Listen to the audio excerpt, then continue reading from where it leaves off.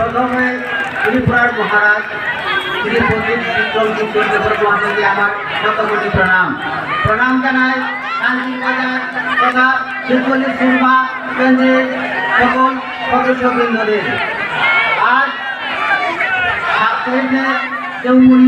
নির্বাচনকে সামনে রেখে আজকে যে শান্তি বাজারের বিশাল জনসভা, এই জনসভার সভাপতি মঞ্চে উপবিষ্ট আছেন আমাদের ডেপুটি সিএম, আছেন সিন্ধুকোনা জামাইদা মহাশয়, আছেন বিকে রাঙ্গন মহাশয় এবং ওয়াইটিএফ এবং টিডাব্লিউএফের সকল সদস্যবৃন্দ এবং শান্তিবাজারের ক্রেতা বিক্রেতা সকল অংশের জনসাধারণকে আমি প্রণাম জানাই।